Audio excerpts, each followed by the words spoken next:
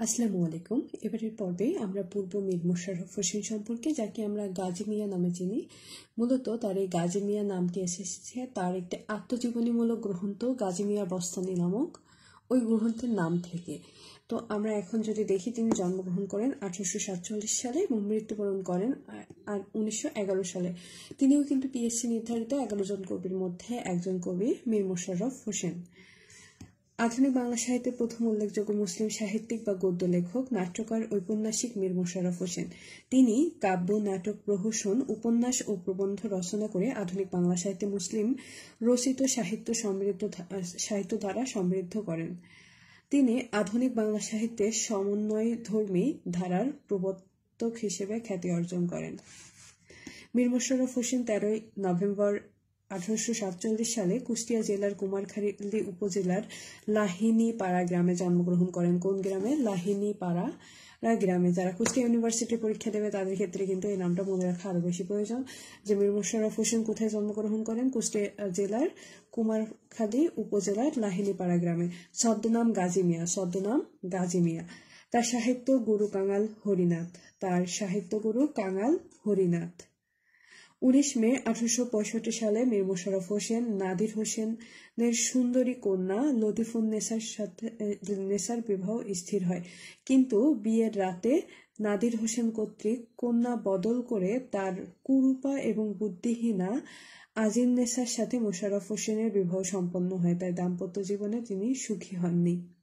ফলে তিনি বিবি কুলসুমকে দ্বিতীয় স্ত্রী হিসেবে গ্রহণ করেন। তিনি কলকাতার সংবাদ প্রভাকর এবং কুমারখালীর গ্রাম বার্তা প্রকাশিকা পত্রিকায় সংবাদদাতা হিসেবে কাজ করতেন। সংবাদ প্রভাকর এই পত্রিকার সম্পাদক ছিলেন ঈশ্বরচন্দ্র বিদ্যাসাগর। তিনি আজিঞ্জন নেহার ও হিতিকরি পত্রিকার সম্পাদক ছিলেন।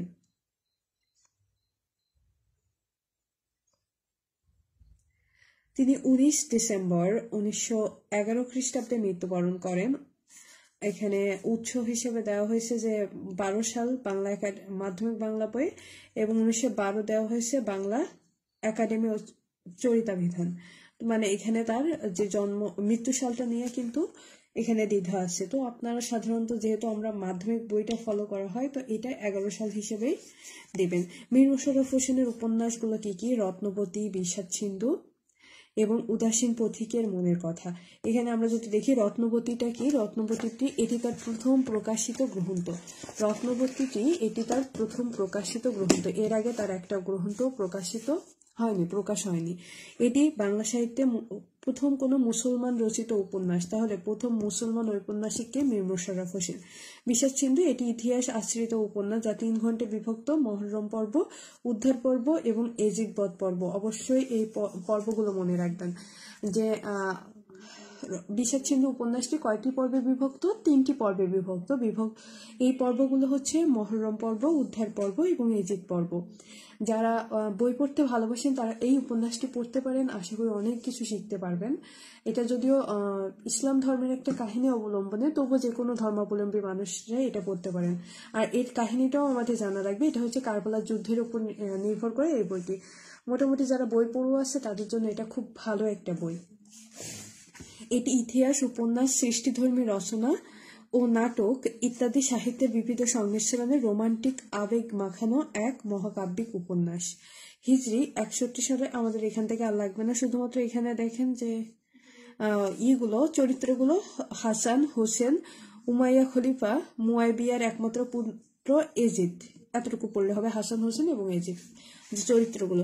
উদাসীন পথিকের মনের কথা এটি তার আত্মজীবনীমূলক উপন্যাস। তার কিন্তু বেশ 3-4টা আত্মজীবনীমূলক উপন্যাস আছে। আমরা এক এক করে যখন আসবে আমি তখন পড়বো, আমরা একবারে না পড়ি। তো আত্মজীবনীমূলক উপন্যাস হচ্ছে, আগে একটা বললাম যে গাজী মিয়ার বস্তানি, এটি তার আরো একটি উপন্যাস। উদাসীন পথিকের মনের কথায়, এটি উদাসীন পথিক ছদ্মনামে তিনি রচনা করেন। এর প্রথম খণ্ডে তিনি নীলকর কেনির অত্যাচার এবং কৃষক ভূস্বামীদের প্রতিরোধের মুখে কেনির শোচনীয় পরাজয়, এবং দ্বিতীয় খণ্ডে ঔপন্যাসিকের ব্যক্তিজীবনের আলেখ্য। এরপরে হচ্ছে তাহমিনা, এটি 1857 সালে প্রকাশ হয়। এবার দেখি রত্না দিয়ে কি কি কনফিউশন তৈরি হতে পারে। রত্নাবতী, এটি উপন্যাস, এটি মীর মোশাররফ হোসেনের। রত্নাবলী, এটি একটি নাটক, এটি রামনারায়ণ তর্করত্নের। আপনারা যখন খাতা করবেন ঠিক এভাবেই লিখে রাখতে পারেন, বা আপনার বইয়ে যদি এই তথ্যগুলো এইভাবে একই সঙ্গে দেওয়া না থাকে তখন এভাবে কিন্তু আপনারা লিখে রাখতে পারেন, কনফিউশন তৈরি করে যেগুলো। রত্নদ্বীপ, এটি একটি উপন্যাস, এটি প্রভাত কুমার মুখোপাধ্যায়ের। রত্ন পরীক্ষা, এটি একটি গদ্য গ্রন্থ, এটি ঈশ্বরচন্দ্র বিদ্যাসাগরের। রত্ন পরীক্ষা গদ্য গ্রন্থ, এটি ঈশ্বরচন্দ্র বিদ্যাসাগরের। রত্নবতী উপন্যাসের পরিচয় দাও, বাংলা সাহিত্যের প্রথম মুসলমান ঔপন্যাসিক মীর মোশাররফ হোসেন রচিত উপন্যাস রত্নবতী, এটি তার প্রথম প্রকাশিত গ্রন্থ। রাজার পুত্র সুকুমার এবং মন্ত্রীপুত্র সুমন্তের মধ্যে ধন বড় না বিদ্যা বড়, এই বিতর্ক এবং বিতর্কের সমাধানই হচ্ছে রত্নবতী উপন্যাসের উপজীব্য। এরপরে প্রকৃতপক্ষে এটি রূপকথা জাতীয় শিক্ষামূলক দীর্ঘ গল্প। ঔপন্যাসিক এটিকে কৌতুকাবহ উপন্যাস হিসেবে উল্লেখ করেছেন। এখান থেকে বেশ কিছু দেখেন রিটেনের প্রশ্ন আসছে। তো যেহেতু আমাদের প্রিলিমিনারি 46তম প্রিলিমিনারির অনেক সময় কম, তো আমরা এখান থেকে রিটেন ভিত্তিক পড়াশোনাটা করবো না। যাদের কাছে বইটা আছে এবং ফ্রি সময় আপনারা এগুলো পড়ে নিতে পারেন। আমরা হচ্ছে টিকাকারে কিছু প্রশ্ন আসে এপাশে, আমরা সেগুলো একটু দেখবো। তো আমরা প্রথমে দেখছি উদাসীন পথিকের মনের কথা, এটি সম্পর্কে আলোচনা করতে বলছে। আমরা আলোচনা করবো না, আমরা শুধু এটুক পড়ে নিলাম যে এটি একটি জীবনীমূলক গ্রন্থ। মীর মোশাররফ হোসেনের নাটক সমূহ কি কি? তার নাটক আছে বসন্ত কুমারী, বেহুলার গীতাভিনয় এবং জমিদার দর্পণ। এরপরে নিয়তি কি অবনতি, টালা অভিনয়। মূলত এই দুইটা আসে বসন্ত কুমারী এবং বেহুলার গীতাভিনয়। এই দুইটা একটু ভালো করে দেখবেন। জমিদার দর্পণ নাটকের পরিচয় দাও। জমিদার দর্পণ নাটক মীর মোশাররফ হোসেন রচিত মুসলিম চরিত্র অবলম্বনে বিখ্যাত নাটক জমিদার দর্পণ। লেখকের মতে এই নাটকে কিছুই সাজানো নয়, প্রচলিত সমাজের অবিকল ছবি তুলে ধরা হয়েছে। অত্যাচারী এবং চরিত্রহীন জমিদার হাওয়ান আলীর অত্যাচার এবং অধীনস্থ প্রজা আবু মোল্লার গর্ভবতী স্ত্রী নুন্নে নাহারকে ধর্ষণ এবং হত্যার কাহিনীর মূল বিষয়। তার মানে বর্তমান সময়ে যে সমাজ চিত্র, এটা এখান থেকে 100 বছর আগেও কিন্তু একই রকমেরই চিত্র ছিল। এইবার দেখি আমরা মীর মোশাররফ হোসেনের আত্মজীবনী সমূহ কি কি। দেখেন, তার আত্মজীবনী সমূহ আছে 3টি। একটি গাজী মিয়ার বস্তানি, আমার জীবনী, কুলসুম জীবনী। কিন্তু ওই যে আপনার উদাসীন পথিকের মনের কথা, এটা পুরোপুরি তার আত্মজীবনী না, তার ওইটা দ্বিতীয় খণ্ডে তার কিছুটা নিজের জীবনটা আলোচিত হয়েছে। তো আমরা দেখি গাজী মিয়ার বস্তানি, এটা আত্মজীবনীমূলক ব্যঙ্গাত্মক রচনা। কোন ধরনের রচনা? ব্যঙ্গাত্মক রচনা। লেখক ভেরাকান্ত সত্য নামে ব্যঙ্গের মাধ্যমে সমাজের অনাচার, অন্যায়, সামাজিক দুর্নীতি এবং এই সমাজভুক্ত মানুষের নৈতিক অধঃপতন, মনুষ্যত্ব, হৃদয়হীন আচরণের চিত্রই এখানে চিত্রিত হয়েছে। তাহলে গাজী মিয়ার বস্তানি কোন ধরনের রচনা? এটি একটি ব্যঙ্গাত্মক রচনা। এটি লেখকের মূলত আত্মজীবনী, আর এটি লেখক ভেরাকান্ত ছদ্মনামে লিখেছেন। গাজী মিয়ার বস্তানি এই গ্রন্থটি তিনি ভেরাকান্ত ছদ্মনামে লিখেছেন। আমার জীবনী লেখকের 18 বছরের জীবন কাহিনী এর অন্তর্ভুক্ত। আমার ছেলেবেলা গ্রন্থটি কার মনে আছে? সবারই মনে থাকার কথা, আমাদের বিশ্বকবি রবীন্দ্রনাথ ঠাকুরের আমার ছেলেবেলা। কুলসুম জীবনী, এটি লেখকের দ্বিতীয় স্ত্রী কুলসুমকে কেন্দ্র করে লিখিত। এরপরে আমরা মীর মোশাররফ হোসেনের প্রহসন সমূহ দেখব। এর কি উপায় আর ভাই ভাই এই তো চাই, ফাঁস কাগজ, বাঁধা খাতা। মূলত এর কি উপায়টি আসে, এটি মূলত বাংলা সাহিত্যের মুসলমান রচিত প্রথম প্রহসন। কোনটি? এর কি উপায়। 19 শতকে এক শ্রেণীর লোক স্ত্রীর প্রতি অবহেলা দেখিয়ে মদ এবং পতিতাবৃত্তিতে আকৃষ্ট হয়ে নানা ধরনের অনাচার ও উচ্ছৃঙ্খলায় নিমজ্জিত হয়েছিলেন। তারই চিত্র এই প্রহসন। মীর মোশাররফ হোসেনের কাব্যগুলো কি কি? গোড়াই ব্রিজ বা গৌরী সেতু, পঞ্চনারী, প্রেমের পারিজাত, মাদিনার গৌরব, মুসলিম বীরত্ব এবং বাজিমাত। মীর মোশাররফ হোসেনের গানের সংকলনের নাম কি? সঙ্গীত লহরী। এটি মনে রাখবেন, যেহেতু এটি একটি ব্যতিক্রম ধরনী এবং একটি মাত্র বই, এজন্য এটি পড়ে ফেলবেন যে তার গানের সংকলনগুলো কি? সঙ্গীত লহরী। মীর মোশাররফ হোসেনের প্রবন্ধ কোনটি? গোজীবন।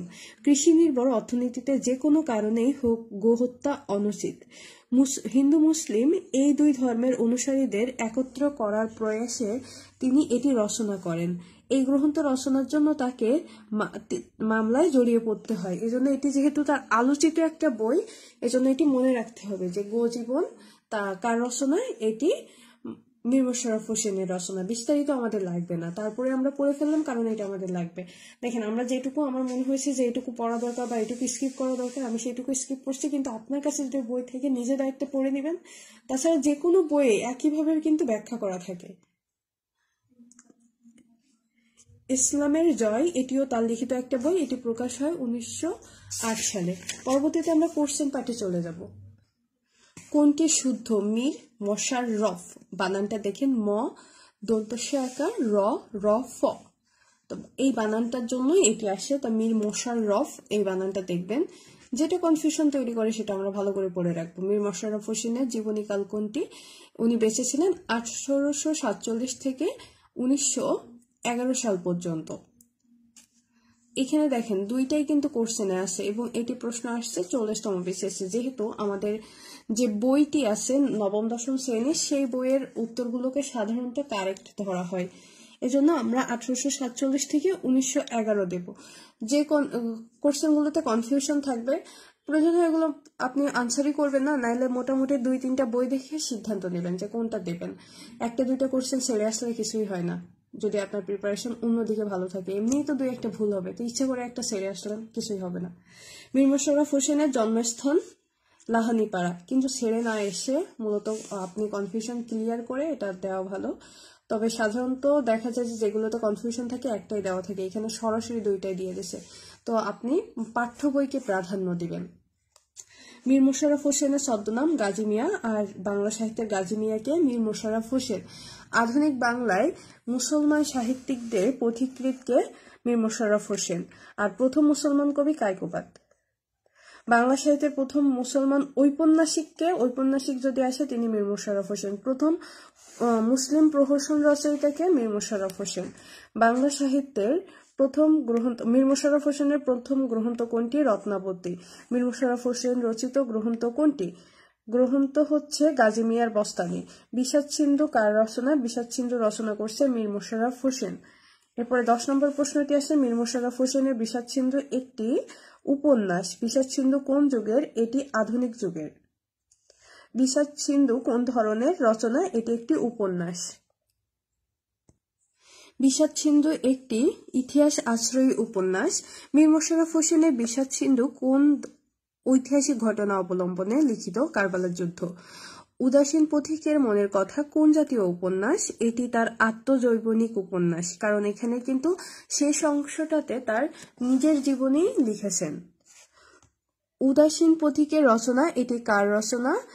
মনের কথা, এটি কার রচনা? এটি মীর মোশাররফ হোসেনের রচনা। মীর মোশাররফ হোসেনের আত্মজীবনীমূলক রচনা কোনটি? গাজী মিয়ার বস্তানি। গাজী মিয়ার বস্তানি কি ধরনের রচনা? আত্মজীবনী। বিবি কুলসুম কার রচনা? এটি মীর মোশাররফ হোসেনের, মূলত এটি তার দ্বিতীয় স্ত্রী কুলসুমকে নিয়ে রচনা করা। বাংলা সাহিত্যের প্রথম মুসলিম নাট্যকারকে? প্রথম মুসলিম নাট্যকার, প্রথম মুসলিম ঔপন্যাসিক, প্রথম মুসলিম প্রহসন, সবকিছুই কিন্তু মীর মোশাররফ হোসেন। এই জন্য আমাদের মীর মোশাররফ হোসেন সম্পর্কে ভালো করে পড়তে হচ্ছে। তো প্রথম মুসলিম নাট্যকার হচ্ছেন মীর মোশাররফ হোসেন।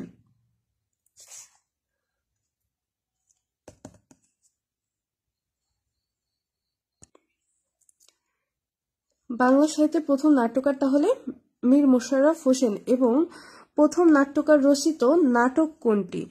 বসন্ত কুমারী। বসন্ত কুমারী। বসন্ত কুমারী কার রচনা? মীর মোশাররফ হোসেনের। মীর মোশাররফ হোসেনের নাটক কোনটি? মীর মোশাররফ হোসেনের নাটক হচ্ছে বেহুলার গীতাভিনয়। বেহুলার গীতাভিনয়। জমিদার দর্পণ নাটকের লেখক কে? জমিদার দর্পণ নাটকের লেখক মীর মোশাররফ হোসেন। নীল দর্পণ নাটকের লেখক কে মনে আছে? যার যার মনে আছে একবার কমেন্ট করে ফেলবেন। নীল দর্পণ সম্পর্কে বিস্তারিত বলে ফেলবেন, এটি কে লেখে বা কোন ছদ্মনামে লেখে, এর যে ইংরেজিতে অনুবাদ করা হয় সেটির নাম কি ছিল, এটা বিস্তারিত লিখে ফেলবেন কমেন্টে, আমি দেখতে চাই যে মনে আছে কিনা। মীর মোশাররফ হোসেনের মুসলিমের বীরত্ব কোন ধরনের গ্রন্থ? এটি একটি কাব্যগ্রন্থ। মাতৃভাষার যাহার ভক্তি নয় সে মানুষ নহে কার উক্তি? এটি মীর মোশাররফ হোসেনের। বিষাদ সিন্ধু উপন্যাসের নায়কের নাম কি? এজিদ। মীর মোশাররফ হোসেনের সঙ্গে প্রাসঙ্গিক এবং প্রাসঙ্গিক নয় যে ধরনের সাহিত্যকর্ম, তিনি কোনো ধরনের ট্র্যাজেডি লেখেনি। রত্নাবতী নাটকের রচয়িতাকে মীর মোশাররফ হোসেন এবং তার এটি তার প্রথম প্রকাশিত গ্রন্থ বই আকারে। মীর মোশাররফ হোসেনের কোন গ্রন্থে উপজীব্য হিন্দু এবং মুসলমানের বিরোধ, দুইটাই নিয়ে বিরোধ আছে কোনটি? গোজীবন। আর এর জন্যই যেহেতু ওনাকে জেল খাটতে হয়, এটা আমাদেরকে মনে রাখতে হবে। এটা কিন্তু অলরেডি আমাদের বিগত বছরের প্রশ্নেই আসছে 45তমতে। ধন্যবাদ সবাইকে। মীর মোশাররফ হোসেন সম্পর্কে আমাদের পড়াশোনা এই পর্যন্তই থাকছে। পরবর্তীতে আমরা অন্য কোনো জীবনী সম্পর্কে পড়বো। আচ্ছা, আমি আরো একটুখানি ডিউরেশনটা বাড়াই। এই প্রশ্নটা যেহেতু 45তমতে আসছে, তার মানে আপনারা বুঝতে পারছেন যে আগের মতো কিন্তু আমাদের কোশ্চেনের প্যাটার্ন নেই। আমাদের কোশ্চেনের প্যাটার্নগুলো কিন্তু একটু পরিবর্তন হয়েছে। আমাদের সাহিত্যগুলোর যে মূল ধারা বা কোন সাহিত্যে কি বলা হয়েছে এগুলো সম্পর্কে কিন্তু বিস্তারিত একটু পড়ে রাখাটাও উচিত, বিশেষ করে আলোচিত বইসমূহ সম্পর্কে। ধন্যবাদ সবাইকে, সাথে থাকুন এবং আমার চ্যানেলটাকে সাবস্ক্রাইব করুন। আসসালামু আলাইকুম।